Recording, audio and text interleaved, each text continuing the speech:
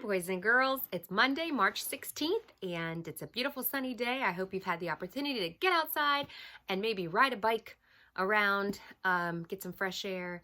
We just got back in, had some lunch, and now we are going to do some quiet time, and I'm going to read to you. So today's story is Little Mouse and the Big Red Apple. See this main character here? I want you to pay attention to what kind of a mouse he is, okay? How are we going to describe his character trait?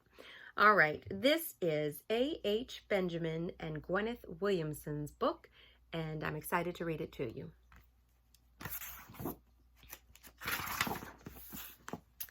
All right, look at that beautiful landscape. See our little main character? He's a mouse. Mouse was feeling hungry one day when all of a sudden he came across a big, red, juicy apple. "Just what I want," he cried. "I'll take it home with me and have a feast." That apple's about the same size as him. Mouse set off towards his little house, rolling the apple over and over. He couldn't wait to get his teeth into the big, red, juicy apple. Yum, yum, he thought, when all of a sudden, splash! The apple rolled into a pond. "Oh no!" wailed Mouse. "What am I going to do now?" "Not to worry," said Frog, popping his head out of the water. "I'll help you." Frog kicked the apple hard with his strong back legs. It flew out of the water and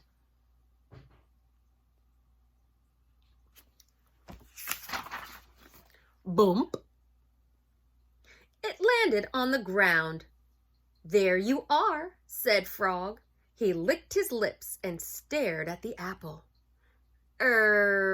Thanks," said Mouse, as he began to roll it along the path.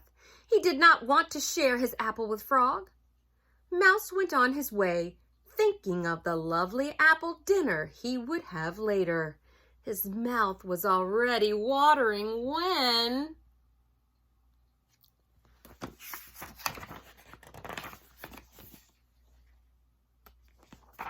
Crash! The big, red, juicy apple fell into a thorn bush. "Silly me," muttered Mouse, as he tried to rescue his dinner. "Ouch! That hurt!" he cried. "Those prickles are nasty." "I see you have a problem," said Tortoise, moving next to Mouse. "Leave it to me." Tortoise didn't have to worry about the sharp prickles. He had his hard shell to protect him.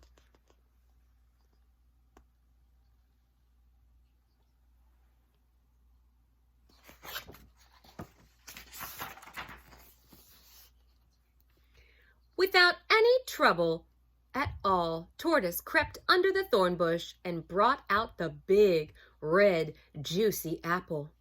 "Problem solved," he said, stroking the apple longingly. I'm ever so grateful," said Mouse in a hurried voice, and he was off again. He did not want to share his apple with Tortoise. "I'll soon be home and biting into that big, red, juicy apple," thought Mouse. When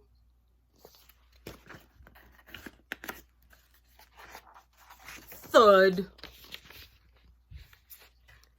The apple rolled into a log. "That's all I need," sighed Mouse when he saw that the log blocked his path. "How do I get round that?" "Easy," said Mole, popping out of a nearby hole. "I'll dig you a tunnel." And she did. She dug a tunnel that went right under the log.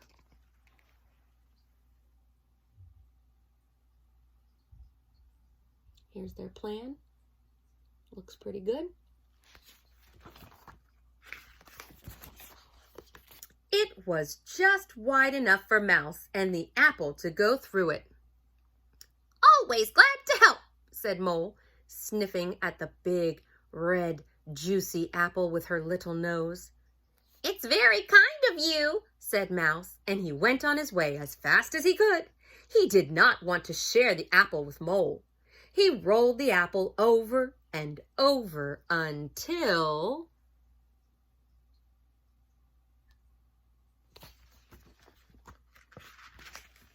he came to a steep hill. His house was at the very top.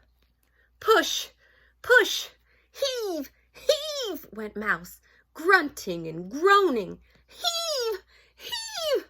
Up, up, up he went until he reached the very top. "At last!" sighed the Mouse happily. "Oh, for that lovely apple meal!" But as Mouse let go,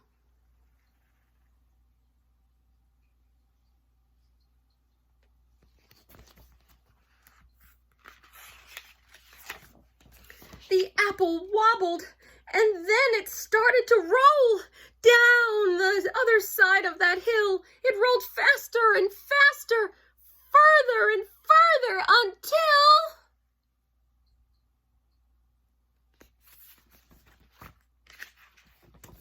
it came to a stop at the bottom of the hill.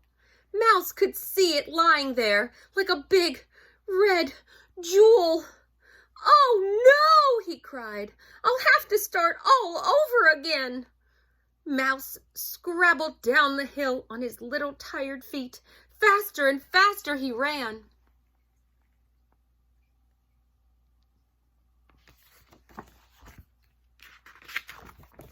But when he reached the bottom, he found Frog, Mole, and Tortoise had got there first. "How kind of you to send that apple all the way back to us," called out Mole, chomping away on a piece of it. Mouse gave a big, big sigh. "Don't mention it," he said. "Isn't that what friends are for?"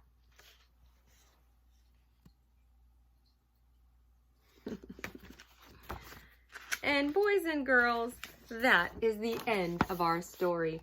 Take a look at the mouse. He looks like he's worked up quite an appetite. He's trying to get another one down. Do you think that that mouse was really going to share that apple with his friends? They did so much work helping him, and I don't quite know that if it didn't fall, he was actually going to share. I think if your friends help you, should always say at least thank you and then maybe offer a little bit. I hope you enjoyed Little Mouse and the Big Red Apple. It was a lot of fun to read it to you. And we'll catch you later. Bye.